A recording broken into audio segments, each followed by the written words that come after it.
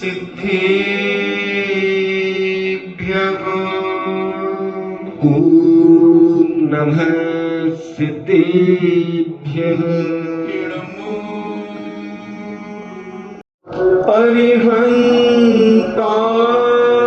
अरिहन्तारणम्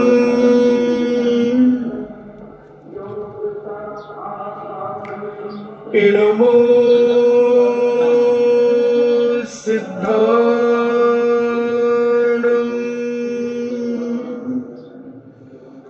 इणमो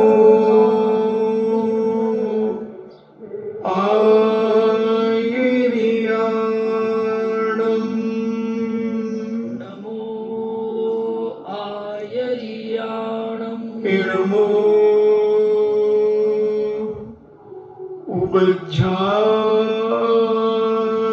उबज्झायाणम् नमो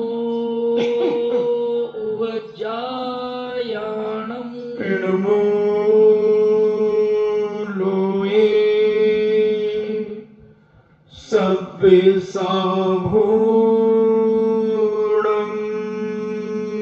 नमो लोये सव्यसाहूणम् पंच परमेष्ठी भगवान की जय हो, अहिंसामयी वीतराग विश्व धर्म की जय हो। देवादिदेव 1008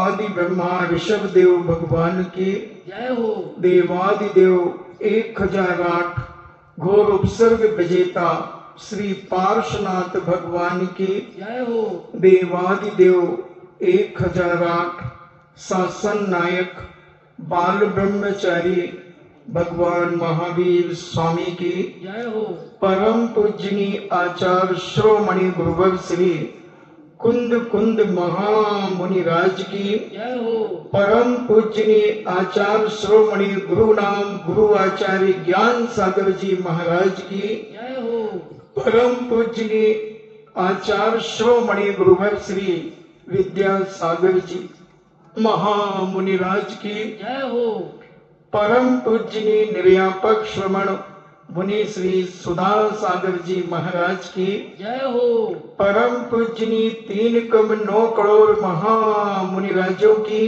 जय हो, तपोदय अतिशय क्षेत्र की जय हो। जय बोलो सुल्लभ श्री गंभीर सागर जी महाराज की जय हो। स्वामी महाराज जी, स्वामी महाराज जी, स्वामी। चर्चा चल रही है ज्ञानाचार्य कि ज्ञान का आचार कैसे पालन करते हैं मुनिराज और ज्ञानावर्णी कर्म का क्षरोक्षम करने के लिए कल मैंने सम्यक ज्ञान के 8 अंगों की चर्चा की थी कि उन 8 अंगों को हम अपने जीवन में पालन करें। प्रत्येक स्वाध्यायशील व्यक्ति इन 8 अंगों का पालन अगर अपने जीवन में करता है तो नियम से उसके ज्ञानवर्णी कर्म का क्षरोक्षम होता है। काल को देखें कि कौन से काल में हमें पढ़ना है, विनय पूर्वक पढ़ना है, उपधान हमें करना है, बहुमान हमें करना है, हमें निन्नो नहीं करना है, हमें अर्थ को समझना है, हमें व्यंजन को समझना है, हमें तदुभय को समझना है। ऐसे 8 अंग पूर्वक किया गया स्वाध्याय अपार ज्ञानवर्णी कर्म का क्षरोक्षम कराता है और जनवाणी के प्रति एक आस्था, एक विश्वास हर व्यक्ति के अंदर जागृत करता है। तो ऐसे अपन ने दर्शनाचार और ज्ञानाचार्य की बात सुनी। अब तीसरे नंबर पर पंचाचार का आता है तब चारित्राचार कि चारित्र का आचरण, चारित्र का आचार क्या है। हिंसा, झूठ, चोरी, कुशील, परिग्रह से रहित जीवन जीने वाले पूज्य मुनिराज चारित्राचार का पालन करते हैं। तो जब तक हम हिंसा को नहीं समझेंगे तब तक हम अहिंसा को नहीं समझ पाएंगे। देखना इसको क्या हुआ, चिड़िया को पानी पिलाओ, उसको पानी पिलाओ। अपन चर्चा कर रहे थे चारित्राचार की, कि पंचाचार में जो चारित्राचार है वह आचार परनिष्ठे हिंसा से दूर रहते हैं। झूठ, चोरी, अब्रह्म कहे, कुशील कहे और परिग्रह, इन 5 पापों से सदा दूर रह करके अपने चारित्राचार का पालन करते हैं।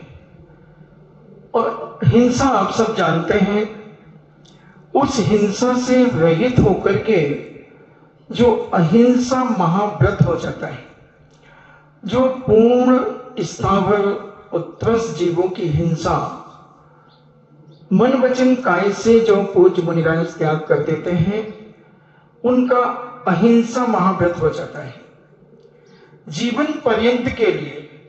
ऐसे नहीं कि हमने घंटे, 2 घंटे, महीने, 2 महीने, 4 महीने, 5 महीने के लिए हमने हिंसा का त्याग कर दिया, मन वचन काय से कर दिया, कृतकालिक अनुमोदना से कर दिया।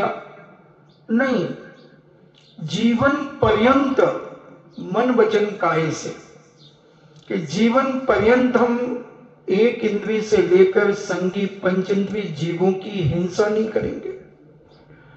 न मन से करेंगे, न काय से करेंगे, न वचन से करेंगे, न कृत से करेंगे, न कार्य से करवाएंगे और न उसकी अनुमोदना करेंगे। ऐसे 9 कोटि, क्योंकि 3 में 3 का गुणा करें तो 9 हो जाता है। ऐसे 9 कोटि से हम जीवों की हिंसा नहीं करेंगे, उनका विघात नहीं करेंगे, उनको मारेंगे नहीं, न द्रव्य हिंसा करेंगे, न भाव हिंसा करेंगे, यानी ना ऊपर से हिंसा करेंगे और न अपने मन से हिंसा करेंगे। किसी भी प्रकार से ना राग देश करेंगे। और हिंसा, द्रव्य हिंसा, राग देश का त्याग और भाव हिंसा करने का भी त्याग जिन मुनिराजों के लिए होता है, उनका ये अहिंसा महाव्रत माना जाता है। वो मन में राग द्वेष भी नहीं कर सकते, हिंसा करने का परिणाम भी नहीं कर सकते, झूठ बोलने का परिणाम नहीं कर सकते, चोरी करने का परिणाम नहीं कर सकते, कुशील करने का या अब्रह्म सेवन करने का परिणाम नहीं कर सकते, और तिलतुष्मात् परिग्रह भी अपने पास रखने का परिणाम भी अगर करते हैं तो पूज्य कुंद स्वामी कहते हैं तिलतुष्मात् परिग्रह रखने वाला निगोद पात्र, निगोद का पात्र हो जाता है जो एक तिल के बराबर भी परिग्रह रखता है, मूर्छा रखता है उस चीज से। तो ऐसा महाव्रत को धारण करने वाले पूज्य आचार्य परमेष्टि भी होते हैं, उपाध्याय परमेष्टि भी होते हैं और साधु परमेष्टि भी होते हैं। तो ऐसे पंचाचार में जो चारित्राचार है, उस चारित्राचार में अहिंसा महाव्रत का पालन करते हैं। सत्य महाव्रत, मन से सत्य बोलना, वाणी से सत्य बोलना, काय से भी सत्य का आचरण करना तथा कर्कश सावध्य वचनों का उच्चारण का त्याग करना। ऐसे कर्कश कटु वचन कि किसी को चुभ जाए, समझना बहुत बड़ी बात है। आचार्यों का सत्य महाव्रत है, मुनियों का सत्य महाव्रत है, उपाध्याय परमेष्टियों का सत्य महाव्रत है, ये चारित्राचार के अंतर्गत आ रहे हैं। तो ऐसे कर्कश कटीले शब्द, नुकीले शब्द कहे, कहते ना कि गोली का घाव तो भर जाए मगर गोली का घाव न भरे, चुभ जाता है, सगे संबंधी कह दे तो और ज्यादा चुभता है, और फिर कोई त्यागी व्यक्ति और कह दे तो और चुभता है, और साधु कह दे तो और चुभे। भाई देखो, उन्होंने ऐसा कह दिया, बहुत चुभे। कोई दुश्मन कहे तो कोई बात नहीं, दुश्मन का किसी को नहीं चुभता। दुश्मन तलवार भी मार दे तो इलाज कराने का कहेगा आजा बेटा फिर से आजा, तेरी मां ने दूध पिलाया तो आजा। मगर कोई अपना कह दे तो बहुत चुभता है, रह रह के याद आता है। और फिर त्यागी व्यक्ति कहे तो उस त्यागी व्यक्ति की तो जीवन ही खत्म हो गया। इधर धर्म ने खत्म कर दिया, उधर कर्म ने खत्म कर दिया, और वहां श्रावक ने खत्म कर दिया। सब तरफ से खत्म हो गया त्यागी व्यक्ति। इसलिए त्यागी व्यक्ति साधु संतों को कहा कि तुम कभी कर्कश वचन मत बोलना, किसी को भी कर्कश वचन नहीं बोलना, कठोर वचन नहीं बोलना, एक सुधारने की दृष्टि से कहना। समझना बात को। जैसे एक मां का ये हाथ क्या थप्पड़ के लिए मिला है बेटे को मारने के लिए? किस लिए मिला ये हाथ मां को? बेटे को सहलाने के लिए, बेटे बेटियों को प्यार देने के लिए, बेटे बेटियों से वात्सल्य करने के लिए, अपनत्व बनाने के लिए।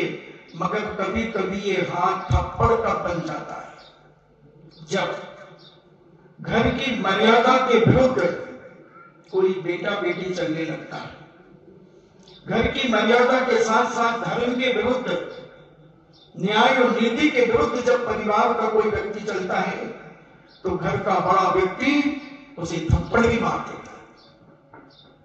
तो ये हाथ तो मिला था प्यार वात्सल्य प्रेम के लिए, मगर ये थप्पड़ क्यों बना? क्योंकि वो विपरीत चला।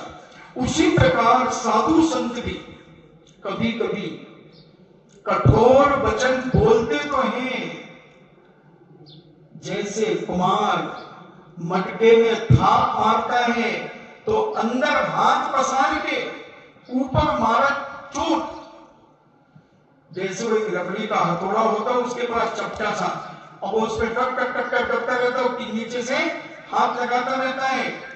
ऐसा ही साधु उसके घोट पर चोट कर सकता है, उसको सुधारने के लिए चोट कर सकता है, ना कि कसाय में। अगर कसाय में करता है तो आत्मा कस जाती है और उसका जीवन विनाश की ओर चला जाता है। ऐसा कर्कश वचन नहीं बोलेगा और वाणी से सत्य बोलेगा। ऐसा भी सत्य नहीं बोलेगा कि किसी की हत्या हो जाए, और ऐसा झूठ भी नहीं बोलेगा कि कोई लुट जाए, बर्बाद हो जाए। नहीं, ऐसा मन से सत्य बोलना, वाणी से सत्य बोलना, काय से सत्य का आचरण करना, और कर्कश और सावध वचनों के उच्चारण का त्याग करना, ये सत्य महाव्रत कहलाता है। ये चारित्राचार की बात चल रही है। चारित्राचार में क्या आएगा? 5 महाव्रत का जो पालन निर्दोष करते हैं वो चारित्राचार कहलाता है। अचौर महाव्रत, चेतन गाय भैंस कुत्ता बिल्ली आदि,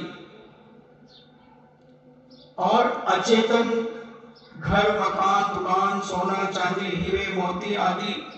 चेतन अचेतन वस्त्राभूषण, पहने हुए स्त्री आदियों के आभूषण, उनको देख करके आकर्षित होना। वाह, आपके गले में तो हार बहुत अच्छा खेल रहा है, ये कंगन बहुत अच्छे लग रहे हैं आपके। क्या लेना देना तुझे? तू साधु बन गया, फिर क्या लेना देना? किसी भी वस्तु को स्वामी की आज्ञा के बिना ग्रहण कर लेना। मान लो किसी मां ने कंगन उतार के रखे थे और उन कंगन को उठा करके देखने लगा। करते हैं ना साधु? अंगूठियां पहने एक साधु, ढेर सारी फोटो आई मोबाइल, मेरे नहीं, मुझे दिखाई। हाँ, तो कहां से आई तुम्हारे पास? हो सकता कोई श्रावक बैठे हो, उनकी पहन ली, तो ऐसे ये चेतन अचेतन परिग्रह, चेतन अचेतन वस्तुओं का आज्ञा के बिना ग्रहण करना अगर करते हैं तो चोर, और नहीं करते हैं तो अचोर महाव्रत। इसलिए क्योंकि चोरी की परिभाषा क्या है? किसी की पड़ी हुई, गुमी हुई, रखी हुई, बिना दी हुई वस्तु लेना चोरी। इसलिए पूज्य एक दिन 19वीं ने सुनाया था कि हम लोग कुछ क्षुल्लक एक साथ एक कमरे में बैठा करते थे और पूज्य आचार्य महाराज अचानक वहां आ गए और कमंडल सभी क्षुल्लक महाराजों के बाहर रखे थे। आचार्य सिंह चाहते तो एक कमंडल उठा करके रघु शंकर का व्यक्त उन्हीं ने तो दिए थे, उनके ही तो सिलसिले, मगर आचार्य सिंह ने नहीं उठाया कमंडल और कमरे के अंदर गए और कहा, परम सागर जी महाराज हम आपका कमंडल ले लें, क्योंकि सुधा सागर जी महाराज का क्षुल्लक एलक अवस्था में परम सागर नाम था, तो इनको सूट नहीं करता था, ये बीमार बने रहते थे। फिर इनको मुनि दीक्षा में इनका नाम सुधा सागर रख दिया, जब से ये ठीक ठाक। तो नाम का भी बहुत प्रभाव पड़ता है। नाम बदलो भाग्य बदलो। 800 नाम बदल दिए मैंने अभी तक और 35,000 नाम रख दिए 25 साल के दौरान, और नाम बदलने से बहुत बड़ा प्रभाव पड़ता है। एक आपके यहीं का जिसे आप सक्री के नाम से जानते हैं, उसका पहले स्वप्नल क्या नाम था? स्वप्निल। तो उसकी मां ने कहा, महाराज जी ये इसका नाम पता नहीं कैसा क्या है और ये सुस्त रहता है कुछ नहीं। तो हमने कहा अच्छा, अरे इसका नाम हमने कहा वैसे याद है अक्षर से, ये ढीला तो रहेगा। तो बोले महाराज जी कुछ करो। मैंने करो क्या, 5 मिनट का काम है, स्कूल में बदल दोगे? बोले हो। हमने रखो सक्रिय। अब उस दिन के बाद से क्या सक्रिय हुआ कि मंच का संचालन करता है, मंच का संचालन करता है, बोलता है राजनेता जैसे बोलता है। तो नाम का बहुत बड़ा प्रभाव पड़ता है। तो ऐसे नाम तो बिना दी हुई वस्तु को लेना चोरी कहलाती है। और उस अचौर्य महाव्रत का पालन जो करते हैं वह अचौर्य महाव्रतधारी होते हैं। ऐसे चारित्राचार का तीसरा महाव्रत, चौथा ब्रह्मचर्य महाव्रत, जो काम, वृत्ति और वासना का नियमन करके चेतन अचेतन सब स्त्री जाति की का त्याग कर देना। चित्र देख करके भी वासना उत्पन्न हो सकती है, स्त्रियों के चित्र, फोटो देख करके। इसलिए सील के 18,000 दोष कहे, 18,000 सील के गुण कहे। ऐसे तो जो साधु परमेष्टि होते हैं, मन वचन कार्य से कृत कार्य तन्मोदना से विकार भाव का त्याग कर देते हैं स्त्री जाति से। त्रियंच भी हो सकता है, त्रियंच के साथ भी वासना कर लेते हैं लोग। खूब आपके इतिहास में पेपरों में खूब आता है। तो इनसे भी वासना आदि का त्याग, काम वृत्ति का त्याग, वासना का नियमन करके चेतन अचेतन। अब किसी को इंद्रिय अच्छे लगने लगे, उन इंद्रियों से ही खेलने लगे, उनके गालों पे हाथ फेरने लगे। हाँ, अभी तो उनके कलर थोड़े से फीके पड़ गए, और जब नए नए थे तो कैसे लगते थे, वो भी ऐसे देख रहे हैं बदमाश कि बिल्कुल साक्षात देख रहे हैं। और कई तो मंजन भी बनाए, 100 कंजन और 1 मंजन।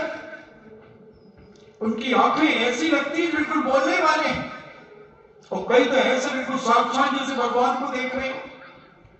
अब किसी को तो बंदेज है, नहीं तो छोड़ो तो छुई ले किससे। हाँ, बच्चों को क्या है, बच्चों की दोस्ती जी का जंजाल, छूट गई दोस्ती तो हो गए कंगाल। तो ऐसे ब्रह्मचर्य का पालन करना, अपने राग द्वेष आदि का सब त्याग करना स्त्री मात्र के प्रति, रागान्वित नहीं होना और ये वासना का त्याग करना, ये ब्रह्मचर्य महाव्रत और अपरिग्रह महाव्रत, 10 प्रकार के बाह्य परिग्रह और 14 प्रकार के अंतरंग परिग्रह, ऐसे 24 प्रकार का जो परिग्रह होता है, उन परिग्रहों का जो मन वचन काया से कृत काव्य अनुमोदना से संभ्रम समारंभ आरंभ से त्याग करते हैं जो मुनिराज, उनका अपरिग्रह महाव्रत होता है। ऐसा चारित्राचार का पालन हमारे आचार्य परमेष्ठी स्वयं करते हैं और अपने शिष्य मंडली को, उपाध्याय परमेष्ठी को और साधु परमेष्ठियों को भी कराते हैं। चौथा आता है तपाचार। तो अपन तपाचार के बारे में भी खूब सुन चुके। अनशन, अनुरोधन, व्यक्ति परिसंख्यान, रस परित्याग, विरुद्ध संयर्षण, काय क्लेश और विनय, प्रायश्चित आदि अंतरंग बहिरंग परिग्रह एक तपों का जो आचार्य परमेष्ठी अपनी साधना में अंग बना लेते हैं, उनकी साधना आराधना में तल्लीन होते हैं 12 व्रतों की, ऐसे ही अपने शिष्यों से भी कराते हैं और स्वयं करते हैं। ऐसा तपाचार्य नाम का, पंचाचार्य में तपाचार्य होता है। तो ऐसे वीर्याचार्य अपनी शक्ति को ना छुपाते हुए, शक्ति है और फिर भी साधना नहीं करना, अच्छा हट्टा कट्टा शरीर है, सब प्रकार से स्वस्थ है, मानसिक स्वस्थ है, शारीरिक स्वस्थ है, वाचनिक स्वस्थ है, सब तरफ से स्वस्थ होने के बाद भी अपनी शक्ति छुपाना, तो ये वीराचार नहीं। और शक्ति को ना छुपाते हुए साधनाएं करना, त्याग तपस्या करना, अनेक अनेक प्रकार की आसन लगा करके सामायिक करना, ध्यान करना, कभी वीर आसन लगा करके, कभी कुक्कुट आसन लगा करके, कभी शीर्ष आसन लगा करके, कभी पद्मासन लगा करके, कभी अर्ध पद्मासन लगा करके, किसी भी अनेक अनेक प्रकार की आसनें, जो 84 प्रकार की आसनें होती हैं, कभी घुटनों के बल खड़े होकर के, जैसे पूज्य नेमी सागर जी महाराज, जिनके आशीर्वाद से, प्रेरणा से श्री पोधनपुर क्षेत्र बंबई में बना, वो पूज्य मुनिराज जैसे अपन पालथी लगाते हैं, वो पालथी लगा करके इन घुटनों के बल खड़े हो जाना बिना सहारा के। पाए सागर जी महाराज भी, जो शांति सागर जी महाराज के शिष्य थे, वो पाए सागर जी महाराज भी ऐसी ही साधना किया करते थे और नेमी सागर महाराज भी ऐसी साधना करते थे घंटों। आजकल तो फोटो उतरवाने के लिए तो हम भी कर लेंगे, 1 मिनट के लिए घुटने पे खड़े हो जाएंगे और फोटो व्यापक फोटो उतार के मोबाइल में भेज देगा। गंभीर सागर देखो, तपती हुई दोपहरी में घुटनों के बल खड़े हैं। नहीं, ये धोखा है, ये धोखा है। बहुत सारे लोग इस प्रकार से करते हैं, मगर आज श्रावक भी हमारा बहुत समझदार है।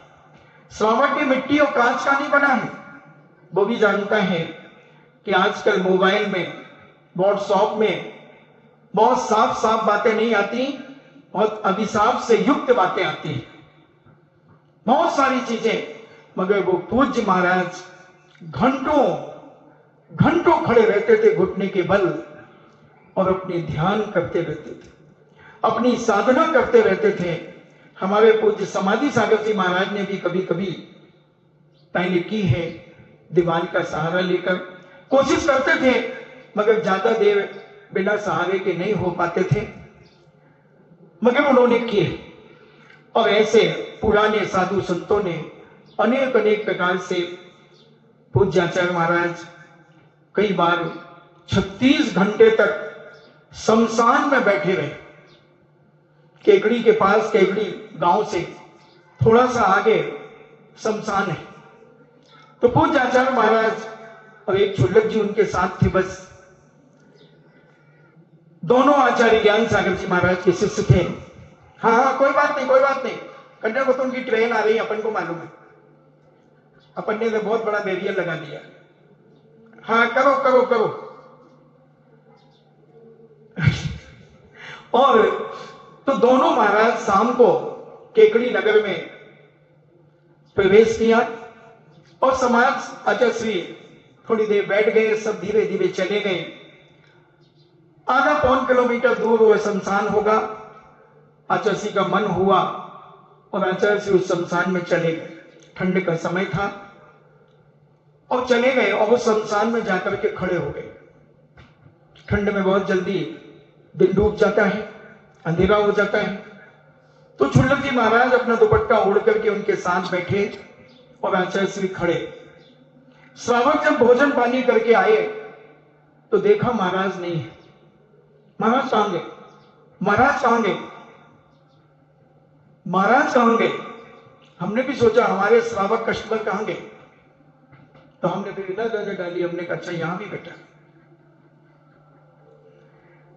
और सौवे गांव में तहलका मच गया। घंटे 2 घंटे हो गए, लोगों को महाराज नहीं मिले। तो वहीं शमशान से गांव जाने का भी रास्ता था। तो आदमी कुछ बाजार से सामान अमान लेकर के, गांव के लोग, उनको तो रास्ता जानते थे, पगडंडियां बनी थी। तो वो जाते जाते उनकी नजर शमशान पे पड़ी तो कहते अरे भूत भूत। एक खड़ा है, एक बैठा है, और दौड़ करके उल्टे बाजार की तरफ भाग गए। लोगों ने कहा क्या हुआ? बोले शमशान में भूत। बोले क्या बात करते हो? बोले एक खड़ा है नंगा और एक बैठा है चद्दर ओढ़े, 2 भूत हैं। अरे लोगों ने कहा हमारे भूतनाथ हैं वो। भूत नहीं है वो, भूतनाथ है। भूत यानी जीव। तुम उन भूतों को मत समझ लेना। भूत अनुकंपा तत्वासूत्र में एक सूत्र आता है, तो भूत यानी जीव, तो जीवों के प्रति अनुकंपा करना। तो भूत, अपन भूत हैं, उनके अपने नाथ है वो। और 100 लोग दौड़ पड़े उस शमशान में। तो देखा कड़कड़ाती ठंड में आचार्य श्री शमशान में खड़े हैं, खड़े। और वो छुल्लक जी दुपट्टा ओढ़े। अब क्या करें, दिमाग नहीं चल रहा है, कैसे करें? तो फिर टेंट लगा दिया, कनात लगा दी, उससे क्या होने वाला। मगर आचार्य श्री जब वहां से लौटे, इतना डांटा। बोले तुम की साधना तो करते नहीं और साधना में बाधक और बनते हो। बोले महाराज जी इतनी ठंड पड़ रही थी और आप रात को। आचार्य ने कहा मुझे मालूम था कि ठंड पड़ रही है, तुम साधु को साधना नहीं करने दोगे? मोही कहेंगे। तो ऐसे वीराचार्य अपनी शक्ति को ना छुपाते हुए ऐसे 36 घंटे तक, कई बार मुनि श्री भी 1985 में 14 घंटे खड़े रहे। उसके पहले 1984 में 14 घंटे खड़े रहे। 1985 में आहारजी चातुर्मास में 18 घंटे खड़े रहे। फिर 1990 के चातुर्मास में मुक्तागिर में 28 घंटे खड़े रहे। मुनि श्री ने भी अपनी शक्ति को न छुपाते हुए कई साधनाएं की। तो ऐसे अपनी शक्ति को न छुपाते हुए अपने जीवन में जो साधु संत, त्यागी व्यक्ति, पूज्य आचार्य परमेष्टि, उपाध्याय परमेष्टि, साधु परमेष्टि, जो ये साधनाएं करते हैं अनेक अनेक प्रकार के आसनों के माध्यम से, वो सब वीराचार्य के अंतर्गत आता है। पद्मासन लगा करके बैठे हैं, अर्ध पद्मासन रखे, सिद्धासन लगा करके बैठे हैं, वज्रासन लगा करके बैठे हैं। किसी भी एक आसन में घंटों बैठ जाना, ये शक्ति के ही प्रभाव से बैठ सकते। आप लोग कितने बार हिल लेते हो, कितने बार अपने एक्शन बदल लेते हो। अगर एक सीसी कैमरा अगर लगा दिया जाए आप लोगों के पास, तो आपके कितने पोज आ जाएंगे, अनेक अनेक प्रकार के पोज आएंगे। तो अपनी शक्ति को कमजोर मत करो। और मैं प्रैक्टिकल करके जानता हूं, अगर मैं कह दूं कि आपको जो आसन लगाना है एक बार लगा लो और आपको 21 हजार रुपए मिलेंगे, आप एक आसन से कितनी देर तक बैठे रह सकते हो।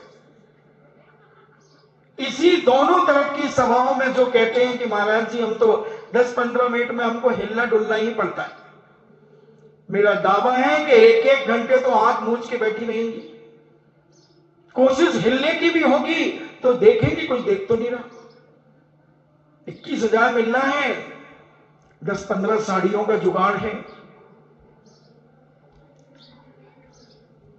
तो ऐसी ताकत तो हमारे पास है, मगर हम ताकत को छुपा लेते हैं, हम अपनी शक्ति को छुपा लेते हैं,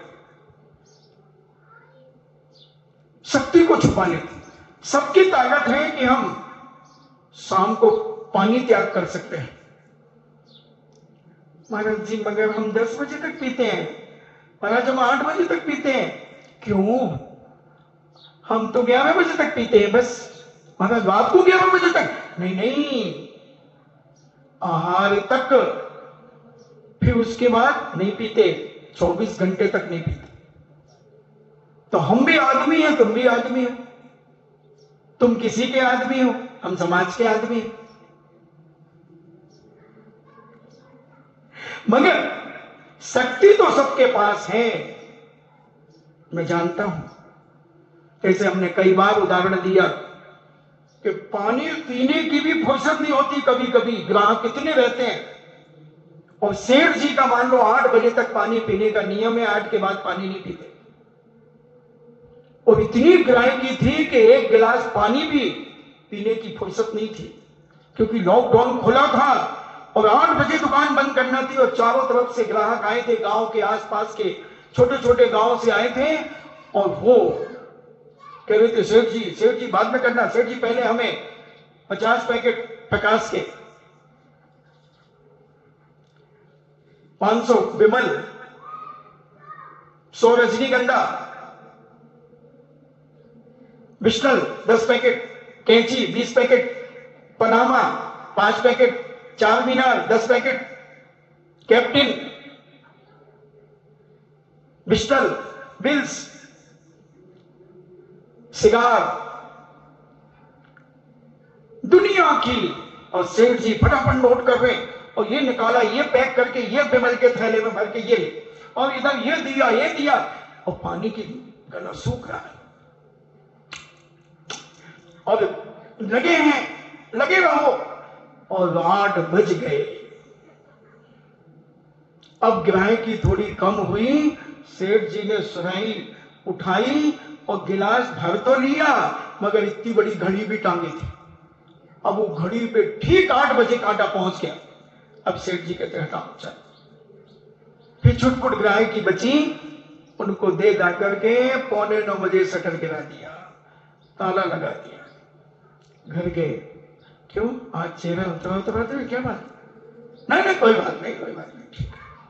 कहीं खायो कोई बुला लेता, माँ को बुला लेता, मजे देती सामान तो वो कटा गया, वो छोरो कटे गयो, वो तो ऑर्डर ले भी गयो, गांव गयो था, अकेले था, तो माँ को तो फोन कर देते हो, माँ जाती पानी तो पी लेता कम से कम। अब कोई बात नहीं, तो चल जाएगा।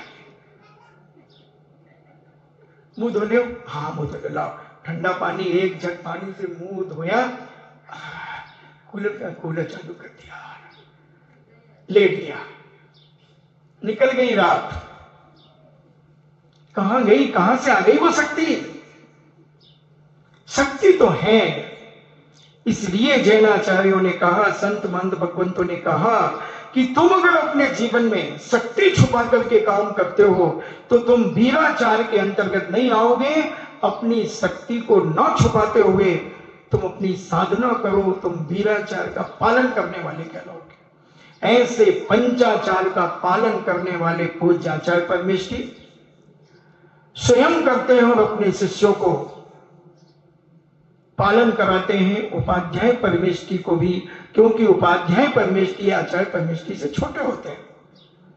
कल अपन उनके अभी और उनके पूरा करके फिर उपाध्याय परमेष्ठी के बारे में समझेंगे कि उपाध्याय परमेष्ठी कौन होते हैं और कैसे होते हैं, क्या करते हैं, उनका क्या काम है, कितने उनके मूल गुण होते हैं। तो ऐसे अब इनके भी 6 शेष गुण और 6 आवश्यक अभी और हैं, अपन उनकी चर्चा करेंगे। क्योंकि आज आचार्य ज्ञान सागर जी महाराज का समाधि दिवस है, तो उसके बारे में भी अपन समझ लें। सुबह तो थोड़ा सा सैंपल दिया था, नाश्ता ही किया था। उपवास कर लो तो ठीक रहता है, और नाश्ता कर लो तो फिर थोड़ी भूख तो कम लगती है, मगर फिर बाद में भूख लगती है। 10-11 बजे तक नाश्ता चला देता है, 12 तक चला देता है, मगर उसके बाद तो भूख लगती है। फिर भी हमने कहा चलो अब सब कर रहे हैं तो अपन भी कर लो। अपन ने भी नाश्ता कर लिया सत्संग के सानिध्य में। हाँ, मगर मंच पे किया, छुप करके नहीं किया। ये तो तुमको कमरे में कर लिया नहीं, इसी मंच पे किया, सबने किया। कोई ने 10 मिनट का किया, कोई ने 12 मिनट का किया, कोई ने अपने अपने हिसाब से कर लिया। नाश्ता से मजा नहीं आता। ये नाश्ता की परंपरा पाश्चात्य संस्कृति की है, भारतीय संस्कृति की नहीं है। खैर, तो पूज्य आज ज्ञान सागर जी महाराज का समाधि दिवस है। आदि व्याधि उपाधि से परे समाधि होती है। पंडित भूरामल जी एक अलौकिक क्रांति के धनी थे, बड़े तेजस्वी थे, ओजस्वी थे। झूठ तो उन्हें सहन होता ही नहीं था, होता ही नहीं था। भूरामल जी अपनी बात के पक्के थे और बहुत बड़े जोशाचार थे, बहुत बड़े जोशाचार थे। मगर कभी उन्होंने मुनि बनने के बाद किसी को कोई ज्योतिष की बात नहीं बताई। बहुत बड़े ज्ञानवान तो थे ही, संस्कृत के प्रकांड विद्वान थे, प्राकृत के, अपभ्रंश के और व्याकरण, न्याय, दर्शन, अष्ट सहस्त्री जैसा ग्रंथ बिना ग्रंथ रखे हुए विद्यासागर जी को पढ़ाना आज के बड़े बड़े चोटी के विद्वान भी देख करके नहीं पढ़ा सकते। ऐसे पूज्य ज्ञान सागर जी महाराज ब्रह्मचारी अवस्था में वीर सागर जी महाराज के शिव सागर संघ के सारे साधुओं को पढ़ाते थे, आरिकाओं को पढ़ाते थे। अभी भी वर्तमान में कुछ आरिकाएं हैं जो ज्ञान सागर जी महाराज से पढ़ी हुई है, मगर वो निंदा करती हैं। उन्होंने अपने मुंह से आज तक नहीं कहा कि मुझे उन्होंने पढ़ाया, नहीं कहा, ये निंदा कर लिया। तो ऐसे भूरामल जी ने अनेक अनेक कष्टों को उठाकर अपने जीवन में अध्ययन किया बनारस में। क्योंकि पिताजी छोटी उम्र में मरण को प्राप्त हो गए थे। हालांकि राज दरबार में अच्छे दीवान आदि के पद पर थे, बहुत बड़ी हवेली है इनकी लाड़ौली के अंदर, मगर वहां पर कोई भी नहीं रहता। उनके भतीजे आदि बनारस आदि में ही रहते हैं। उस हवेली को उन्होंने समाज के लिए दान कर दिया। तो एक ज्ञान सागर, आचार्य ज्ञान सागर स्मारक पूज्य मुनि श्री ने, हम लोग जब वहां गए 1996 के चातुर्मास के बाद, इरानोली के चतुर्मास के बाद 98 में, तो उस समय उस हवेली को देखा। बहुत मजबूत पत्थर की हवेली बनी है, बहुत बड़ी, 15-20 कमरे होंगे।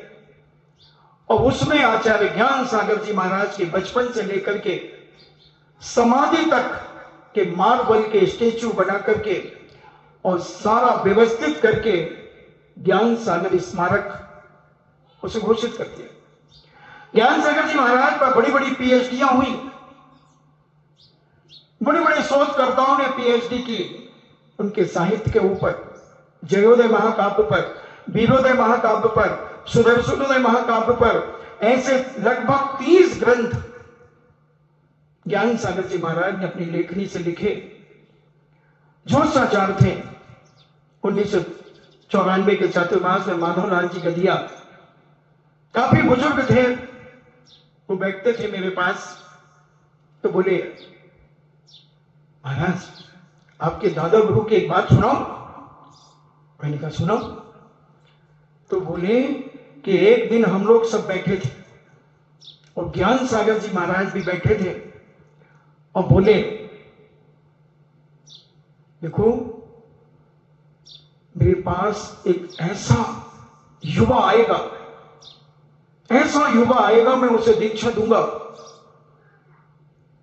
और सारी समाज को एक ऐसा हीरा प्रदान करूंगा कि सारी समाज देखती रह जाएगी।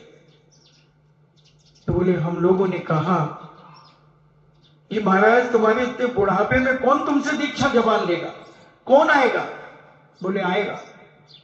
यानी उनने ज्योतिष निकाल करके ऐसा रखा था कि उन्हें मालूम था कि कोई एक युवा मेरे पास दीक्षा लेने आएगा। और विद्याधर जब आए तो ज्ञान सागर जी ने आंख उठा करके भी नहीं देखा और इनका संकल्प था कि जब तक मैं ज्ञान सागर जी महाराज के दर्शन नहीं कर लूंगा, जब तक आहार पानी का त्याग। कर्नाटक से 2.5-3 दिन के अंदर राजस्थान में आए। कचौड़ी मल जी अजमेर के थे, वो उन्हें लेकर के किशनगढ़ आए और ज्ञान सागर जी महाराज ने कहा, कहां से आए हो, क्या नाम है? विद्याधर। अरे किस लिए आए हो? अध्ययन करने के लिए। मैंने ऐसे बहुत विद्याधर आए, बहुत पढ़ करके सब उड़ करके चले गए। उसी समय अपनी प्रामाणिकता देने के लिए वाहन का त्याग कर दिया, वाहन का त्याग कर दिया कि अब तो विश्वास करो। वो क्या अध्ययन करते थे, 5:30 बजे सवेरे से पढ़ते थे 9:30 बजे तक ज्ञान सागर जी महाराज पढ़ाते थे। फिर उसके बाद नहा धोकर के जंगल जाकर नहा धोकर के पूजन अभिषेक करके भोजन करके और फिर 11:30 बजे से फिर 12 साढ़े 12 बजे तक पढ़ाते और फिर सामायिक पे बैठकर फिर पढ़ाते 1 बजे से 5:30 बजे तक। फिर उसके बाद विद्याधर पढ़ते 10 बज गए, 11 बज गए, 12 बज गए, 1 बज गया, 2 बज गए, क्योंकि ज्ञान सागर जी महाराज के पास समय बहुत कम था और वो चाहते थे कि मैं इसे सब कुछ दे दूं जो मेरे पास है। शुरू में उनकी परीक्षा कराते थे, देखो सो तो नहीं गया, लाइट जल रही हो, सो गया हो, तो वो तो काय को ऐसे बिल्कुल सीधे बैठ करके पढ़ते रहते थे, पढ़ते रहते थे। कचौड़ी मल जी आचार्य ज्ञान सागर जी महाराज के साथ रहते थे बहुतायत। तो वो कहते थे मैं ज्ञान सागर महाराज का सिपाही हूं, मैंने देखा है हमको। और विद्याधर से विद्यासागर में उन कचौड़ी मल जी का बहुत जिक्र आता है, तो वो देखने जाते, ऊपर के कमरे में बैठते, वो जीना चढ़ के जाते, मगर वो तो चुपचाप पढ़ते रहते, पढ़ते रहते। 1-2 घंटे सोते और फिर उठ करके बैठ करके फिर पढ़ना शुरू कर देते। पूरी जीवन पढ़ना पढ़ता, पढ़ते पढ़ते निकाला। और ज्ञान सागर जी महाराज उन्हें इतना देना चाहते थे, इतना देना चाहते थे, और उन्होंने तृप्त कर दिया। इतने कम समय में इतना दिया, इतना दिया कि आचार्य श्री आज सारे जगत के पूज्य बन गए, सारे जगत के पूज्य बन गए। और समाधि की तो बात ही क्या करूं, समाधि तो ज्ञान सागर जी ने ली और एक सुपार्श सागर जी महाराज ज्ञान सागर जी महाराज की समाधि कराने के लिए आए, मगर अचानक उनका स्वास्थ्य खराब हो गया। तो ज्ञान सागर की समाधि तो साइड में हो गई, अब उनकी समाधि हो गई। जो बैकुंडी ज्ञान सागर के लिए बनाई गई थी, वो भगंडू सुभाष सागर के लिए काम आ गई। अभी जो आपके मई का कैलेंडर चल रहा है, वर्धमान कैलेंडर, उसमें एक चित्र बना है ऊपर, वो उसी का बना हुआ है, सुपार्श सागर जी महाराज की समाधि का। तो ऐसे ज्ञान सागर जी महाराज की सेवा कोई नहीं कर सकता बंधुओं, जो सेवा उन्होंने की है। अपने हाथों से उनका कफ, अपने हाथों से उनका मल, अपने हाथों से उनकी लघु शंका उठा करके फेंकी है पूज्य मुनि विद्यासागर जी महाराज। कौन बेटा अपने पिता की इतनी सेवा कर सकता है? कौन कर सकता? नौकर तो सब लगा सकते हैं, करोड़ों की जायदाद छोड़ने वाला पिता को भी अपने हाथों से कौन कर सकता है? कफ आता था तो अपने हाथ में लेकर उसे साफ करते थे, साइडिका की मालिश करते थे, अनेक अनेक प्रकार से, किसी भी प्रकार से उन्होंने उन्हें कष्ट नहीं होने दिया। और ऐसी आदि व्याधि उपाधि से परे, ऐसी चेतन अवस्था में उन्होंने समाधि ली।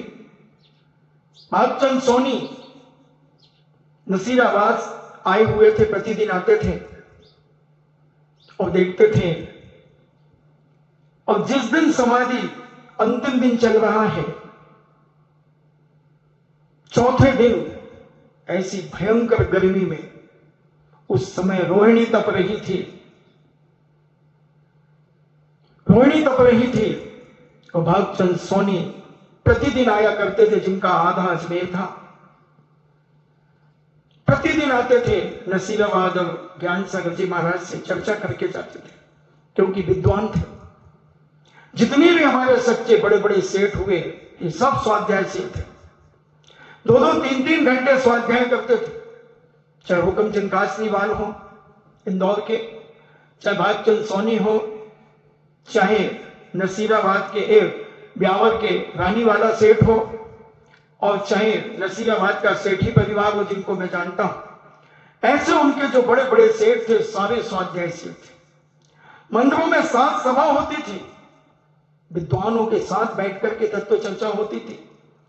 और ज्ञान सागर जी महाराज के पास तो सारे अजमेर जिले के जितने विद्वान थे, वो सब आकर के बैठते थे, और ऐसी गहन चर्चा होती थी, गहन चर्चा,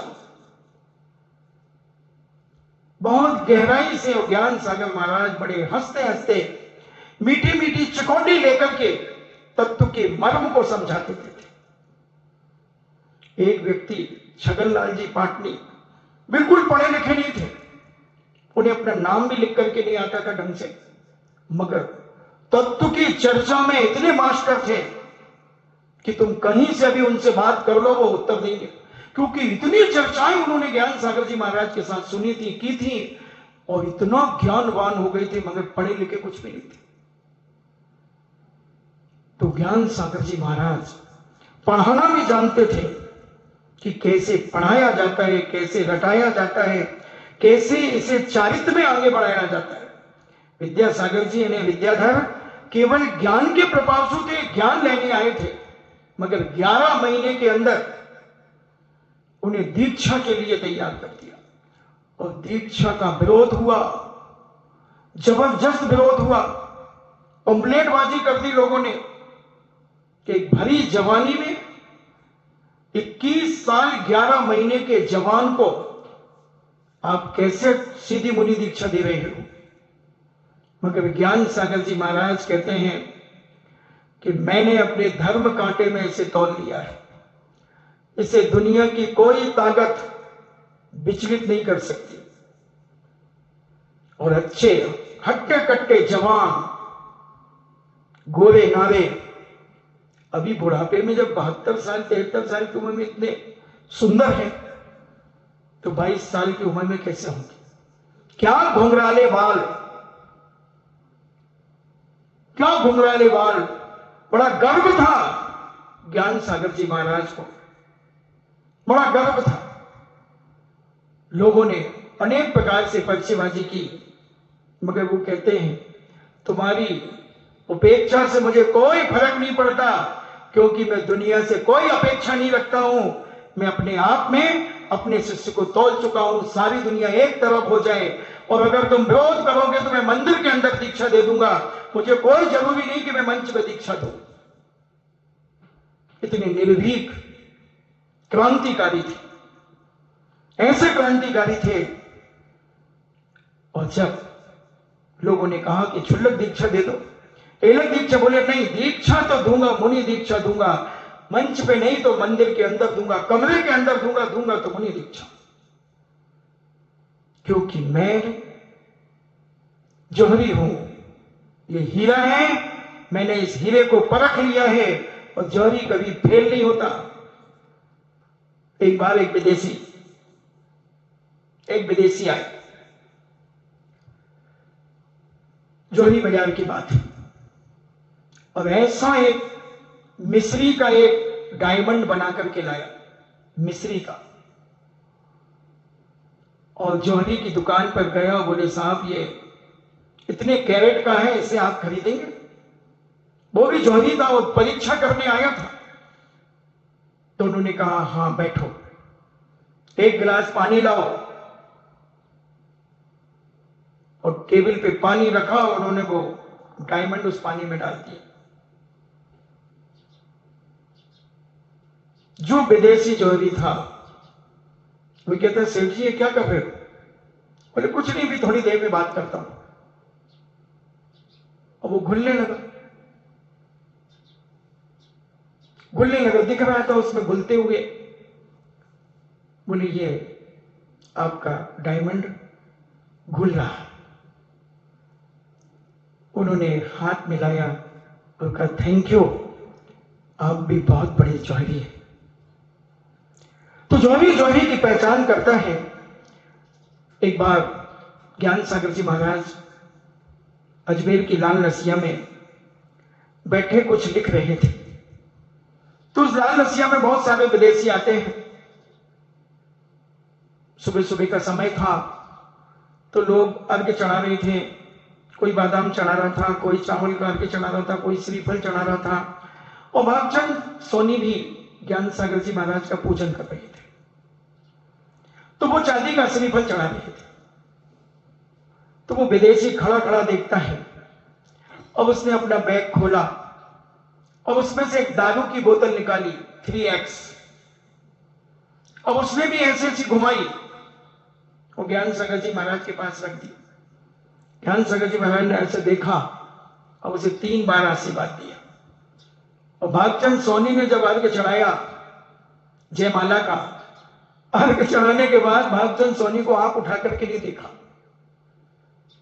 थोड़ी सी कीस लगी भागचंद सोनी को कि उसने तो दारू की बोतल चढ़ाई, उसे 3 बार आशीर्वाद, और मैं प्रतिदिन चांदी का श्रीफल चढ़ाता हूं, मुझे आंख उठा करके भी नहीं देखते, आशीर्वाद नहीं देते। तो वो चिढ़ के थोड़ा सा बोले महाराज जी पियोगी क्या? तो ज्ञान सागर जी कहते निर्माल को खाया जाता है क्या? तो बोले आपने मुझे आशीर्वाद क्यों नहीं दिया? कल से मैं भी लाऊंगा। तो ज्ञान सागर जी कहते भागचंद अगर तू लाएगा तो ज्ञान सागर कब पीछे उठा करके कहां चल जाएगा तुझे पता भी नहीं चलेगा। तो बोले फिर उसको आशीर्वाद क्यों दिया, मुझे क्यों नहीं देते? बोले वो कुछ नहीं जानता, वो ये जानता है कि यहां कुछ चढ़ाया जाता है। क्यों? जब आप साधु के पास आते हो तो कोई छुआरा चढ़ा देता है, कोई बादाम चढ़ा देता है, कोई चावल चढ़ा देता है, कोई पीले चावल चढ़ा देता है, कोई चिटक मिले चावल चढ़ाता है, कोई लौंग वाले चढ़ाता है, कोई कुछ चढ़ाता है, कोई दूसरा आ जाए तो कोई मौसमी चढ़ाता है, कोई केला चढ़ाता है, कोई आम चढ़ा देता है। दक्षिण तरफ के लोग आ जाते हैं, कोई फूल चढ़ा देता है। चढ़ा तो क्या फर्क पड़ता है? तो ज्ञान सागर जी ने कहा कि वो ये जानता कि यहाँ कुछ चढ़ाया जाता, उसके पास जो था उसने वो चढ़ाया। उसकी भावनाओं को मैंने आशीर्वाद दिया है भागचंद जी, अगर तुम इसे चढ़ाओगे तो ध्यान रखना, क्योंकि तुम सब जानते हो, तुम जान जाने कर अंध बने हो आखन बांधी पाटी, तो तुम्हारे जीवन में हो जाएगी घाटी। इसलिए मैंने उसे इसलिए आशीर्वाद दिया, उसकी भावनाओं का आशीर्वाद दिया। बहुत बड़े दार्शनिक थे, बहुत बड़े फिलासफर थे, तो ज्ञान सागर जी के बारे में जितना कहा जाए, सूरज को दीपक दिखाना है, सूरज को दीपक दिखाना है।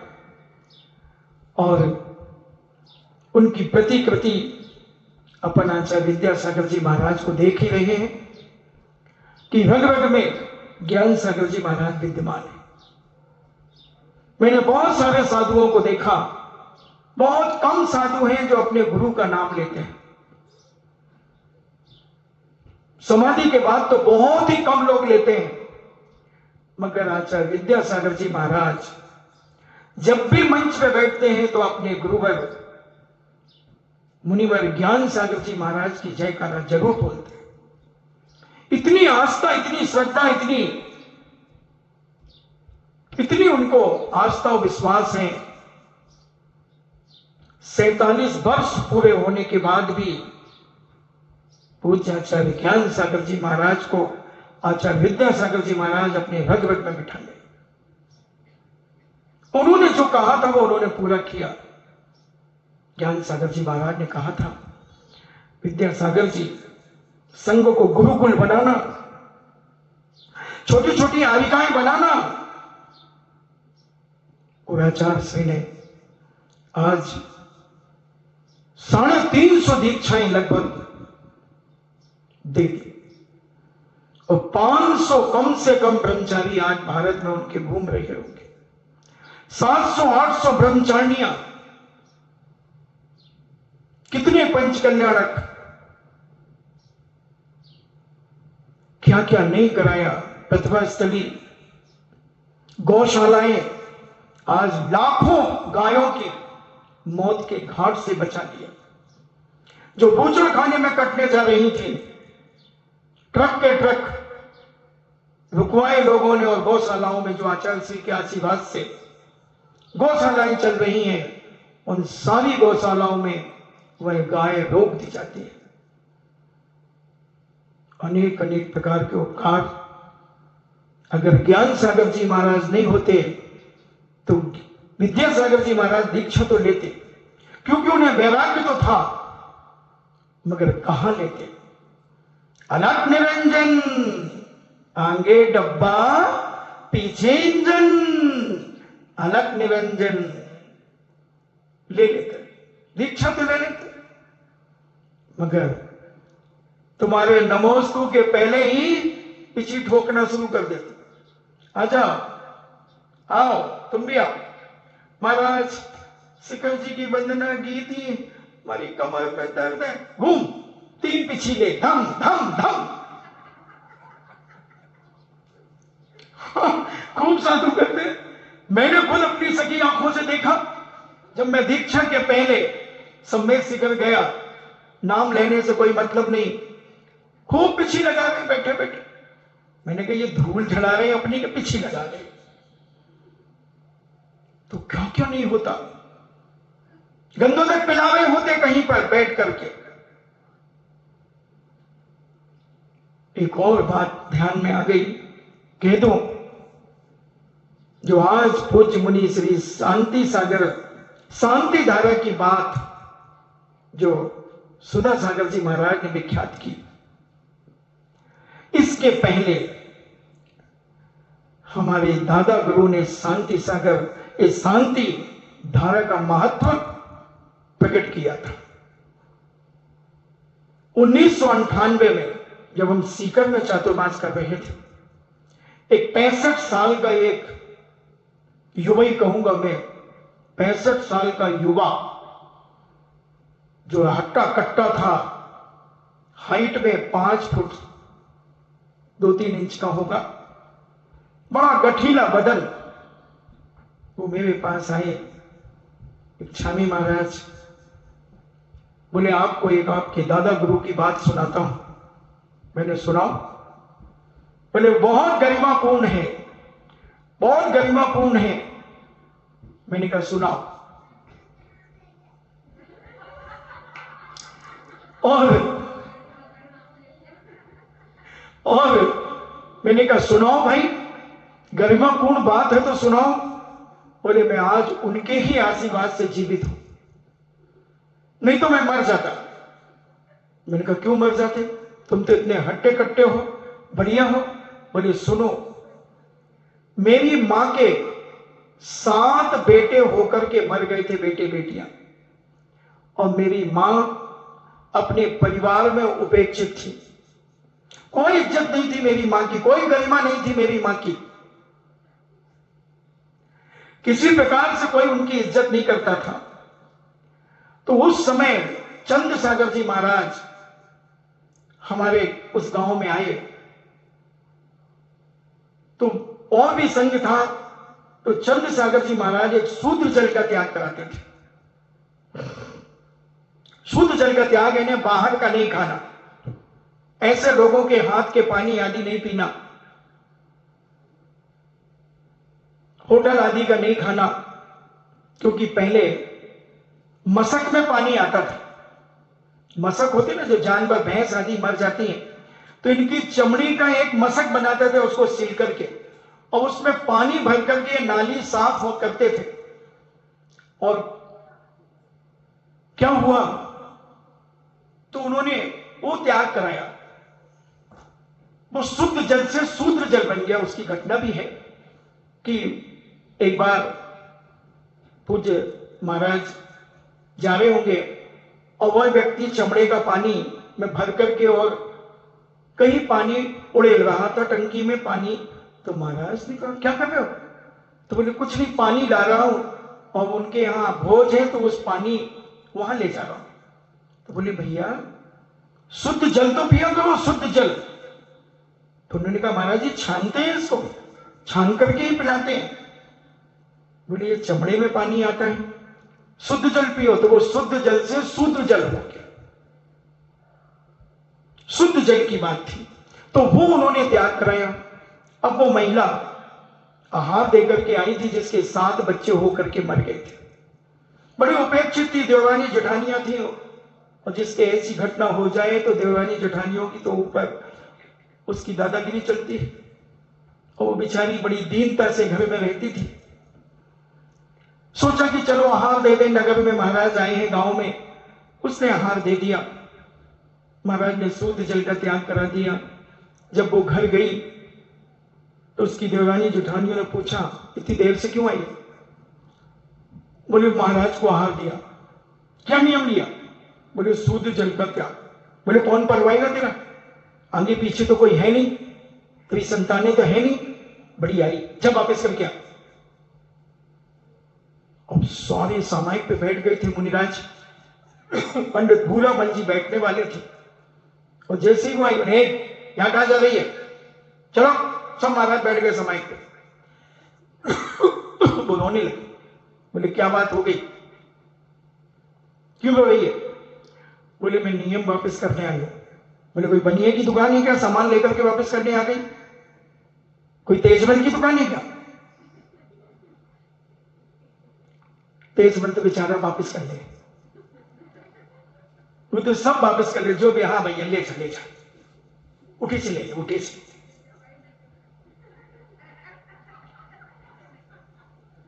और ज्ञान सागर जी ने जब कहा कि नहीं वापस नहीं होता नियम, बोले सुनो ब्रह्मचारी जी, मेरे 7 बच्चे होके ही मर गए और मेरी कोई संतान नहीं है, मेरा ये नियम कौन पढ़वाएगा।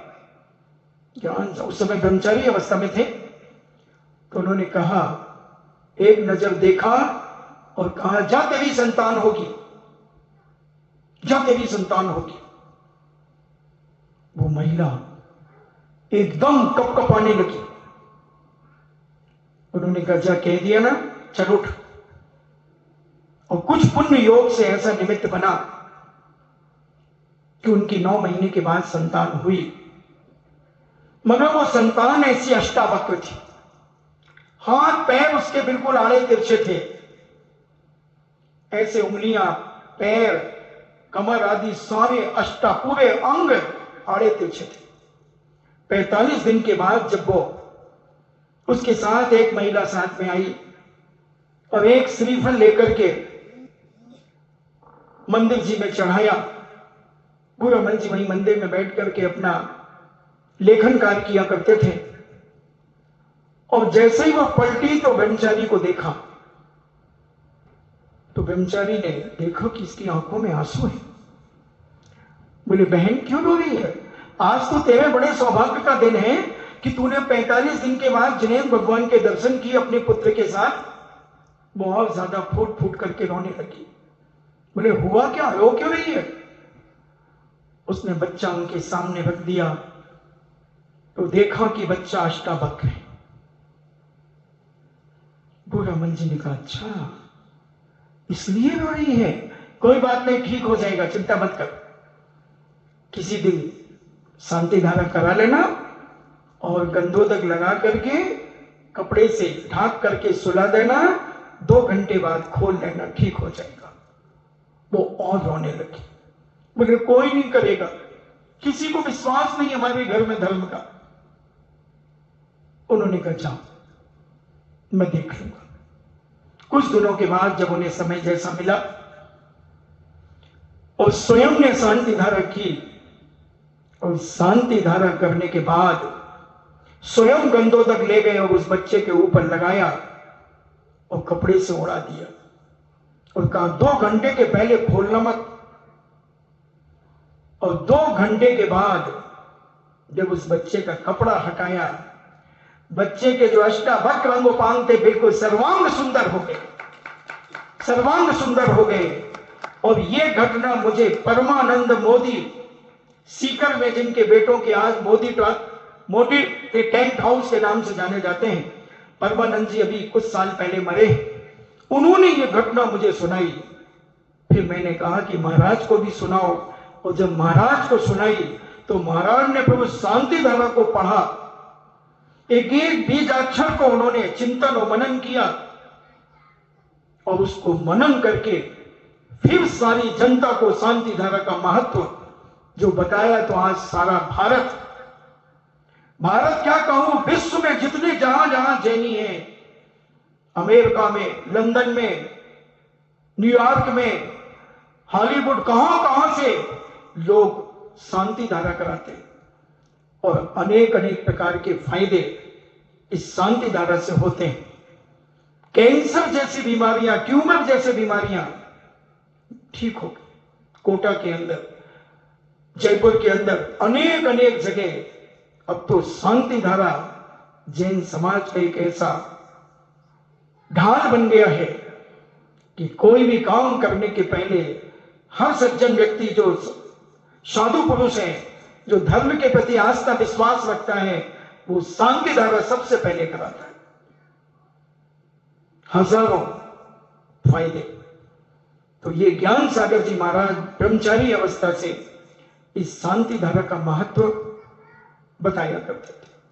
जब पूज्य श्री ने उसको सुना तो शांति धारा को आज सारे विश्व में विख्यात कर दिया और इस शांति धारा के माध्यम से प्रत्येक श्रावक आनंदित हो रहा है, आनंद विभोर हो रहा है।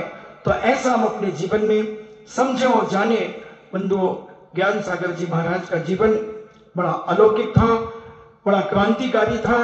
ब्रह्मचारी अवस्था से लेकर आचार्य अवस्था तक, फिर आचार्य पद छोड़ने के बाद मुनि अवस्था में भी ऐसे चेतन अवस्था में उन्होंने अपनी देह का विसर्जन किया। क्योंकि साधु बनना कोई कठिन बात नहीं है, मगर साधु बनने के बाद समाधि हो जाना बहुत दुर्लभ है, बहुत दुर्लभ है। कि पूज्य शांति सागर जी महाराज ने आगम के अनुसार, अपनी चर्या के अनुसार, भगवती आराधना के अनुसार, मरण कंडिका के अनुसार संलेखना लेकर जीवन का अंत किया। 36 दिन की संलेखना। ज्ञान सागर जी महाराज ने 4 दिन के उपवास करके संलेखना और 6 महीने से कम से यम संलेखना 4 दिन पहले ले ली। ऐसी भीषण गर्मी में, ऐसे बहुत बिरले लोग होते हैं जो संलेखना पूर्वक अपनी देह का विसर्जन करते हैं। ज्ञान सागर जी महाराज ने हर समय चौकन्ने रहकर चेतन अवस्था में अपनी देह का विसर्जन किया। हे भगवान शांतिनाथ, हे भगवान ज्ञान सागर जी महाराज, आपने जैसे शांति सागर जी महाराज, आपने जैसे अपनी इस देह का विसर्जन किया आगम के अनुसार, ऐसा मैं भी अपनी इस देह के अंत में इस देह का विसर्जन करूं। नियम यम संलेखना पूर्वक इन्हीं मंगल भावना के साथ शांति धारा दिवस जयवंत हो, जयवंत हो।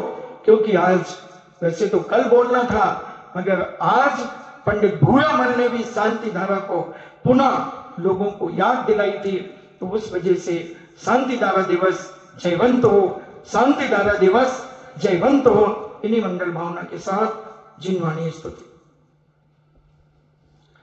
जिनवाणी के ज्ञान से सूझे लोकालोक, सोबाणी मस्तक धरूं सदा देत हूं धोख। हे जिनवाणी भारती तोल जपो दिन रे, जो तेरो शरणा गए सो पावे सुख चैन। देव भजो अरिहंत को, गुरु सेवा निर्ग्रंथ, दया धर्म पालो सदा, यही मोक्ष का पंथ।